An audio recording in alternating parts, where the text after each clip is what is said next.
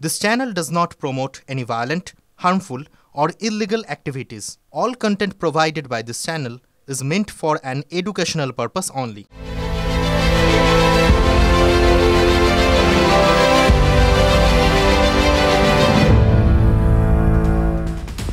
দেখছেন টোটকাটা স্পেশাল।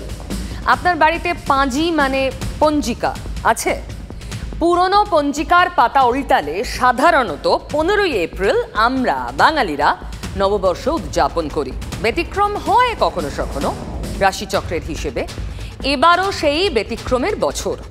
রাশিচক্রে মেষ রাশির সংক্রান্তি অর্থাৎ চৈত্র সংক্রান্তির পরের দিনটি বাঙালির পয়লা বৈশাখ। বিশুদ্ধ সিদ্ধান্ত অনুসারে আজ শনিবার 13ই এপ্রিলই চৈত্র সংক্রান্তি। সূর্য মেষ রাশিতে প্রবেশ করেছে, তাই পয়লা বৈশাখ একদিন আগেই 14ই এপ্রিল রবিবার।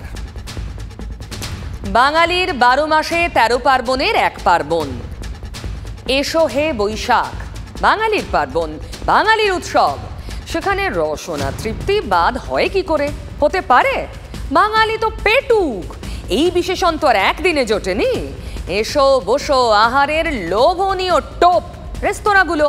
সর্ষে ইলিশ, দই কাতলা, ডাব চিংড়ি, কষা মাটন, চিকেনের নানা পদ, বাহারি পদে কবজি ডুবিয়ে চেটে পুটে উদযাপন।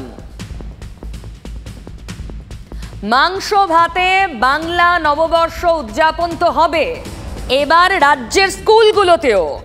রবিবার স্কুল ছুটি, তাই সোমবার ন্যূনতম মাংস ভাত। কেউ পারলে পোলাও মাংস খাওয়াতে পারেন। উৎসবের স্পেশাল মেনু। রাজ্যের মিড ডে মিল অর্থাৎ পিএম পোষণ প্রকল্পের যিনি অধিকর্তা পারমিতা রায় বলছেন, রোজকার বাঁধা ধরা মেনুর বাইরে গিয়ে কোনো স্কুল যদি নববর্ষ উপলক্ষে বাচ্চাদের বিশেষ কিছু খাওয়ায়, আমরা তাতে উৎসাহ দিচ্ছি। যে স্কুল যেভাবে করতে পারবে স্কুলের ওপরেই ছেড়ে দেওয়া হয়েছে। ডিআইদের থেকে স্কুলে স্কুলে নির্দেশ গেছে। কোথায় উৎসাহ? স্কুল কর্তৃপক্ষের তো মাথায় হাত, বজ্রাঘাতও বলতে পারেন। কেন মাংসতে বজ্রাঘাত কেন? ডিআইদের নির্দেশে পরিষ্কার বলা আছে, শিক্ষা দপ্তর এজন্য কানা কড়িও দেবে না।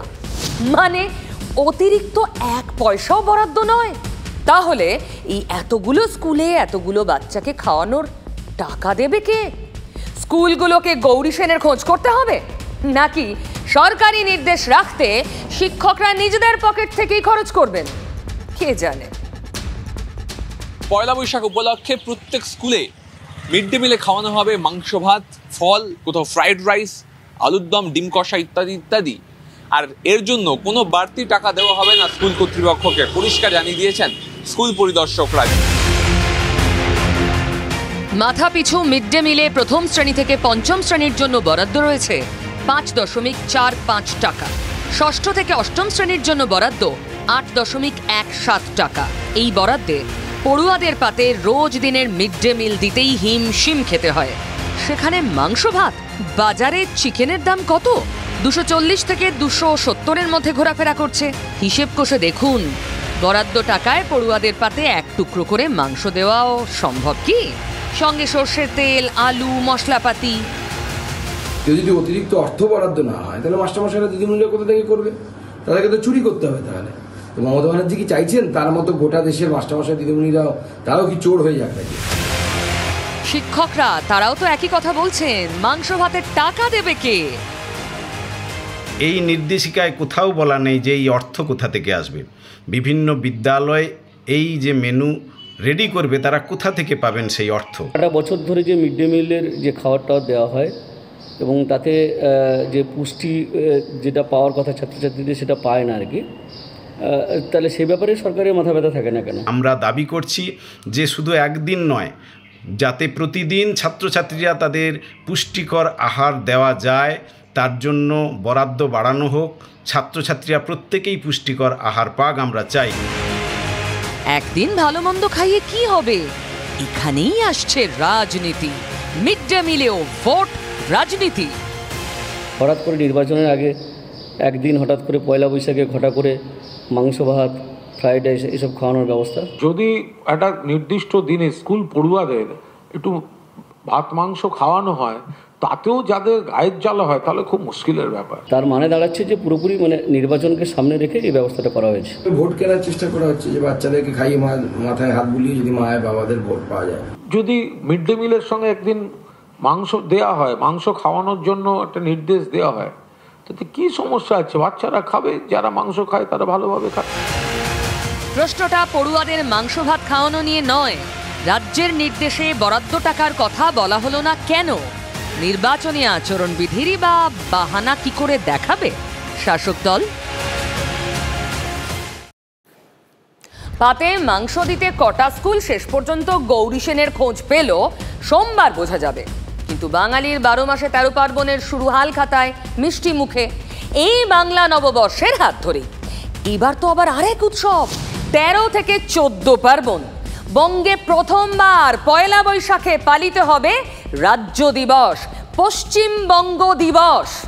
ভোট মরশুম বলে কমিশনের থেকে সরকারি তরফে উৎসব উদযাপনে ছাড়পত্র নিতে হয়েছে। শর্ত এটাই, সরকারি অনুষ্ঠানে কোনো রাজনৈতিক ব্যক্তি উপস্থিত থাকবে না, না মমতা বন্দ্যোপাধ্যায়, না তার মন্ত্রী পরিষদ। পয়লা বৈশাখের বিকেলে রবীন্দ্র সদনের সামনে ক্যাথিড্রাল রোডে সরকারি অনুষ্ঠানে প্রধান অতিথি রাজ্যের মুখ্য সচিব ভগবতী প্রসাদ গোপালিকা। তাতে রাজ্য দিবস ঘিরে ভোট রাজনীতি কি আর থেমে থাকতে পারে? আমাদের ফাউন্ডেশন ডে কালকে, আগামীকাল বাংলার প্রতিষ্ঠা দিবস এবং শুভ নববর্ষ। গত বছরের অগস্টে প্রাক্তন সাংসদ সুগত বসুর নেতৃত্বাধীন পশ্চিমবঙ্গ দিবস নির্ধারণ কমিটি পয়লা বৈশাখ দিনটিকে পশ্চিমবঙ্গ দিবস হিসাবে পালনের জন্য রাজ্য সরকারের কাছে সুপারিশ করেছিল। সেই সুপারিশ মেনেই 7 সেপ্টেম্বর এই সংক্রান্ত বিল বিধানসভায় পাশ করিয়েছিলেন মুখ্যমন্ত্রী মমতা বন্দ্যোপাধ্যায়, কিন্তু বিতর্ক গোড়া থেকেই পিছু ছাড়েনি। পয়লা বৈশাখের ইতিহাস কি, পশ্চিমবঙ্গ নির্মাণের ইতিহাস কি, তার সঙ্গে কিছুটা করে বলতে হবে। পয়লা বৈশাখ, দোসরা বৈশাখ যেদিন চাকরি করে ভাই, কবে পয়লা বৈশাখ শুরু হয়েছে, কবে রাজ্য শুরু হয়েছে, তার সঙ্গে কোনো তালমিল আছে কি? সব কাজই ওনাদের উল্টা। আরে দিদি নিজেই তো ইতিহাস বানাতে পারে, মনে করলে করে দিল। ইতিহাসের কথা বলতে গিয়ে মমতা বন্দ্যোপাধ্যায় ও নরেন্দ্র মোদীকে একই বন্ধনীতে ফেলেছেন কংগ্রেসের অধীর রঞ্জন। ভারতবর্ষে দুটো ইতিহাস সৃষ্টিকারী ব্যক্তি আছে, এক মোদী আরেক দিদি। ওরা মনে হলে ইতিহাস সৃষ্টি করে দেয়। এবার মোদীর ইতিহাস সৃষ্টি করেছে 2014 সালের পর থেকে নাকি দেশ স্বাধীন হয়েছে, এরকম বাংলাও তাই দিদির ব্যক্তিত্বে হবে। মমতা বন্দ্যোপাধ্যায়ের বাঙালি আবেগ কি আধা জাতীয়তাবাদের ধুয়ো, ভোট রাজনীতি? অধীর তো তাই বললেন। দিদির মতন বাংলার রাজনীতি, বাংলাকে সামনে রেখে একটা সাব ন্যাশনালিজম, আধা জাতীয়তাবাদের নতুন ধুয়ো তুলে আমি বাঙালি এই হাওয়া তুলে ভোট করতে যাই না। কিন্তু সেই বাঙালি কি আদৌ মমতা বন্দ্যোপাধ্যায়ের সঙ্গে আছে? মোক্ষম খোঁচা দিলীপের, নিশানায় তৃণমূলের বহিরাগত প্রার্থী। তার বিরুদ্ধে শাসক দল যাকে প্রার্থী করেছেন কীর্তি আজাদ, তিনিও তো কোট আনকোট বহিরাগত। বিহার থেকে, গুজরাট থেকে ক্যান্ডিডেট আনতে হচ্ছে, এই জন্যই বাঙালি ওনাদের সঙ্গে নাই। उनसे पूछ लेना बदनेपुर से, ये वो यहाँ आए हैं तो वो क्या है, वो भारी गोटो है कि नहीं है। दूसरा ये बोलना हम तो इंडिया के लिए खेले तो भारत के धरोहर हैं, संपत्ति हैं। हम बंगाल के लिए भी विश्व कप जीते 83 में। আমি বাংলা বুঝতে পারি, আমি বাংলা বলতে পারি। এইভাবে বাঙালি সংস্কৃতিকে যারা বিকৃত করার চেষ্টা করছেন, মানুষ সেটা বেশি মানবে না। दिलीप घोष दिमाग से पागल है, पागल की ना बोले और छागर की ना खाए, वही उसका हाल है। दिलीप घोष अकल से पैदल है। ভালো মানুষ এসেছেন, এখন টিএমসি ওনাকে ফাঁসিয়ে দিচ্ছে, ঘোষকে গালাগালি দিচ্ছে। আমি তো আর জেতাতে পারবো না, আমি তো হারাতে এসেছি আর হারাবোই। এবার ভোটের ভল্ট থেকে বের করছি ভোটের এক মণি। তৃণমূল বলছে তাদের প্রার্থী মনোবিদ, উচ্চ শিক্ষিত, আর বিজেপির প্রার্থী 4 পাস। সময় নেননি হরিণঘাটার বিজেপির এমএলএ কবিয়াল অসীম সরকার। তিনি বর্ধমান পূর্ব কেন্দ্রে এবার বিজেপির প্রার্থী। জবাব দিয়েছেন পত্রপাঠ গানে গানে। আমি 4 পাস, কিন্তু আমি চোর পাস নই। আমি যদি অনেক লেখাপড়া শিখতাম, WBCS পাস করতাম, তারপরে যদি ওরা যা করছে তাই করতাম, পাথর মতো মোটা পেট, মানে ফারাক্কার গেট, তারপরে জেলের মধ্যে সেট, এই জন্যে আমি ভোট পাস, ওরা চোর পাস। আরে কয়লা খেলো গরু পাচার, আরো খেলো বালি, আবার মা বোনদের ইজ্জত খেলো দেখো সন্দেশ খাই। এবার তাদের বাংলাতে ভাই হবে বিসর্জন, চেয়ে দেখো জামালপুরে বিজেপির কি গর্জন। জয় শ্রীরাম ধ্বনি বাংলাতেই উঠিল, একবার প্রেমানন্দে ভক্তবৃন্দে হরি হরি হরি বল। ভোটের ভল্ট থেকে আরো মণিমাণিক্য বের করব একটু পরেই। দেখুন, নবহরষে নববর্ষ উদযাপন করবেন সুদীপ বন্দ্যোপাধ্যায়ের সে কি উপায় আছে? এতক্ষণ তো পয়লা বৈশাখ নিয়ে আমরা এত কথা বলছিলাম, যত কাণ্ড তো উত্তরে, উত্তরবঙ্গে, উত্তর কলকাতায়। সুদীপ বন্দ্যোপাধ্যায়ের কেন্দ্রে বারবার হোঁচট। সুদীপে গোসা করে তাপস রায়ের দলটাই ছেড়ে দিলেন। শুধু ছাড়লেন না, সুদীপের বিরুদ্ধে দাঁড়িয়ে পদ্ম প্রতীক নিয়ে সামনে চলে এলেন। ভোটের মুখে আর এক হোঁচট। দলেরই কাউন্সিলর মোনালিসা তাঁরই কার্যালয়ে ধর্নায় বসলেন। মানে সুদীপের দুয়ারে মোনালিসা বলছেন সুদীপের লোকজন তাকে কাজ করতে দিচ্ছেন না। যতক্ষণ না দাদা এসে দেখা করবে। দেখুন, আমি তো দলের ক্ষতি করতে এখানে বসিনি, দলের ভালো করতেই বসেছি। আজকে 49-এর যদি ভোট সংখ্যা কমে যায় তখন দলেরই তো ক্ষতি হবে। তখন কাউন্সিলরকে তো বলা হবে কেন এরকম ভোট সংখ্যাটা হলো। মোনালিসার মান কি ভাঙলো? দেখুন, 49 নম্বর ওয়ার্ডের কাউন্সিলর মোনালিসা বন্দ্যোপাধ্যায় নাছোড়বান্দা মনোভাব নিয়েই শুক্রবার রাত 8:30 থেকে ধর্নায় বসেন। সুদীপের কার্যালয়েরই একতলার একটি ঘরে অনুগামীদের নিয়ে ধর্না চালিয়ে যান। অনড় ছিলেন সুদীপ বন্দ্যোপাধ্যায়ের সঙ্গে কথা বলে তবেই উঠবেন। উনি একটা প্রতিনিধি পাঠালেন, বললেন ফোনে কথা বলবো। এটা তো মিনিমাম এক্সপেকটেশন একটা থাকে আমাদের সিনিয়রদের থেকে, যে আমাদের কথাটা শোনা। তো সেই জন্যই আজকে এখানে আসা। শেষ পর্যন্ত কথা হলো। 16 ঘন্টা পর ধর্না প্রত্যাহার তৃণমূল কাউন্সিলর মোনালিসার। উনি শুনলেন আর খুব সুন্দরভাবে বললেন কীভাবে উনি জিনিসটাকে ম্যাটারটাকে সলভ করবেন। আর আমার বিশ্বাস যে জিনিসটা ঠিক হয়ে যাবে। উনি বলেছেন আমি ওনার ছোট বোন। এই মানসিকতাটা চেঞ্জ হয়েছে হঠাৎ। কিন্তু রাজনীতি কি থেমে থাকে? সব থেকে আগে যিনি মুখ খুললেন তাপস রায়। তৃণমূল ছাড়ার জন্য তিনি তো সুদীপের দিকেই আঙুল তুলেছিলেন। সুদীপ ব্যানার্জি লয়ালিস্ট, নয়না ব্যানার্জি লয়ালিস্ট অন্তত চৌরঙ্গিতে হতে হবে, তা না হলে পরে তৃণমূলটি করা যাবে না। মোনালিসা যে ধর্নায় বসে, তো অনেকে ধর্নায় বসছে না, কিন্তু এই ক্ষোভ 60টি ওয়ার্ডেই। শুধু তাপস নয়, বিরোধীরা বলছেন এটাই তৃণমূল। সুদীপের সঙ্গে দলেরও অস্বস্তি বাড়ালেন মোনালিসা।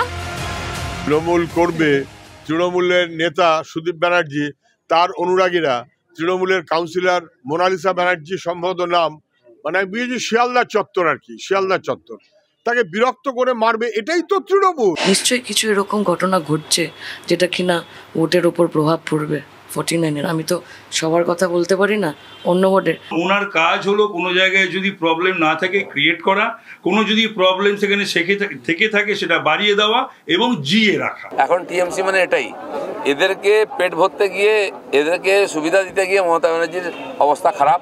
এটা বলছি তো, এটা তো নিশ্চিতভাবে অবাঞ্ছিত ঘটনা যে দলের কাউন্সিলর, বিশেষ করে মহিলা কাউন্সিলরকে কিছু অভিযোগ নিয়ে দলের দপ্তরে গিয়ে ধর্নায় বসতে হচ্ছে, এটা অবাঞ্ছিত ঘটনা। এখানে কে তৃণমূল লয়ালিস্ট, কে মমতা লয়ালিস্ট, কে অভিষেক লয়ালিস্ট সেটা কিন্তু কনসার্ন নয়। কনসার্ন হচ্ছে জোড়া মোমবাতি লয়ালিস্টকে। দেখুন, মোনালিসার মান ভেঙেছে। সুদীপবাবু জাদু জানেন। কুণাল ঘোষকে ফিশ ফ্রাই খাইয়ে রাগ গলিয়ে জল করে দিয়েছিলেন। মোনালিসার বেলায় আসলে সবই রাজনীতির খেলা। খেলা তো হবে 19 তারিখ থেকে, মানে ভোট। নেতা মন্ত্রীরা দুয়ারে দুয়ারে ছুটছেন, মানুষের দুয়ারে যাচ্ছেন। কেন্দ্র থেকে বিজেপির তাবড় নেতারা ছুটে ছুটে আসছেন বিভিন্ন কেন্দ্রে, যার মধ্যে স্পেশাল মেনশন বালুরঘাট। বিজেপির জেতা আসন গতবারের, তার ওপর এটা রাজ্য বিজেপির সভাপতির কেন্দ্র, তিনিই প্রার্থী। বুঝতে পারছেন কতটা ইম্পর্টেন্ট? তৃণমূল তো জানে, তাই কি মুখ্যমন্ত্রীর খাস নজর এই কেন্দ্রে। একবার নয়, দুবার নয়, বারবার সভার কর্মসূচি রয়েছে এই এক কেন্দ্রে 4 বার, একবার হয়ে গেছে, বাকি আরো 3। বালুরঘাটের তপনে একবার সভা করেছেন, এরপর 18, 21, 22 এপ্রিলও বালুরঘাট কেন্দ্রে সভা করবেন মুখ্যমন্ত্রী মমতা বন্দ্যোপাধ্যায়। কেন এত গুরুত্ব? কেন? নাকি অন্তর্দ্বন্দ্বে দীর্ণ তৃণমূলের ক্যান্ডিডেট বিপ্লব মিত্রর হয়ে বাজিটা মুখ্যমন্ত্রী লড়ছেন?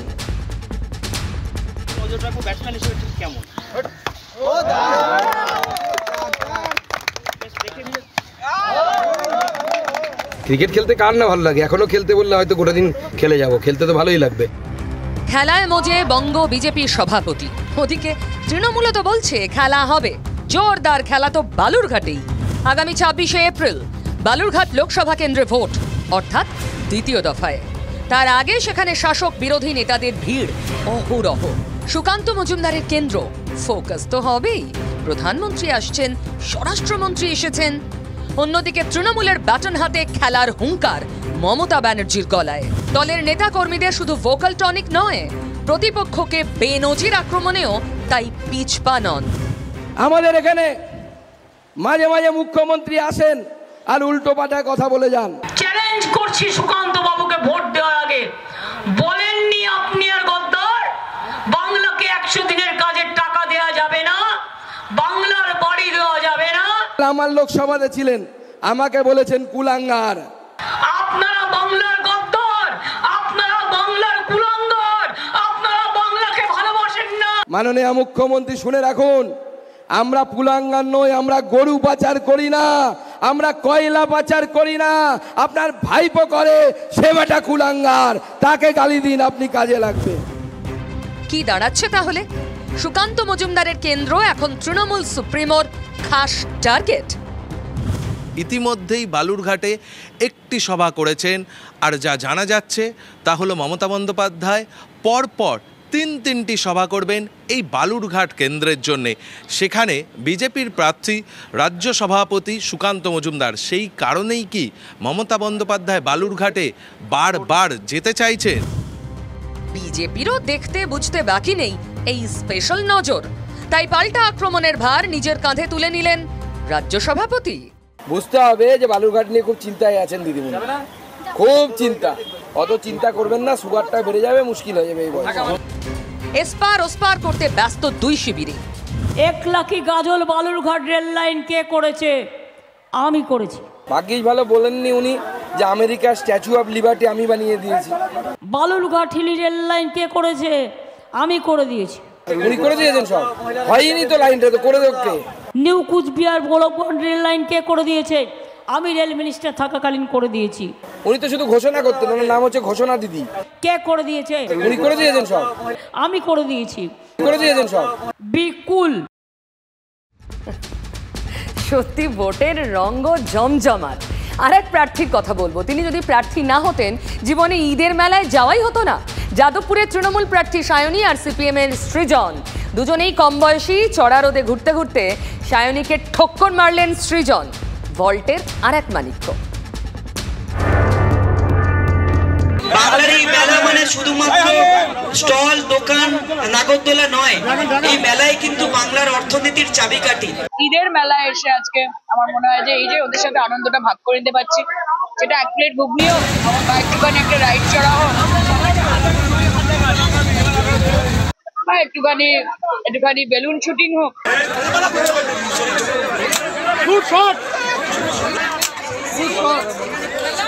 খেলা হবে।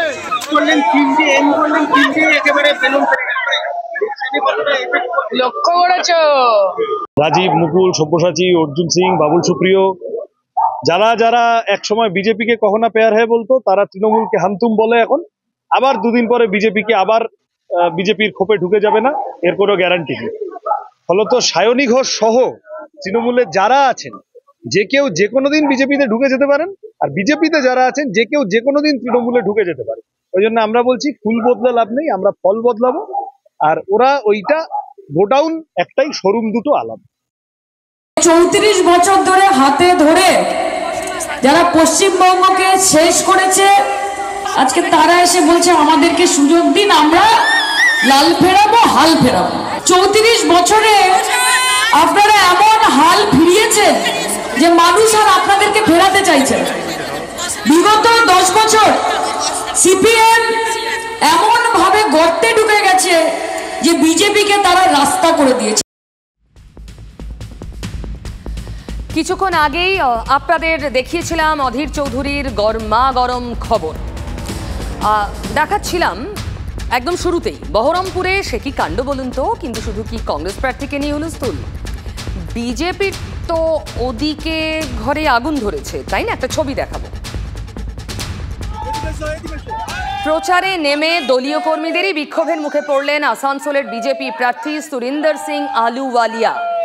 শনিবার জনসংযোগে বেরিয়ে কুলটির এলসি মোড় থেকে রোড শো শুরু করলেন তিনি।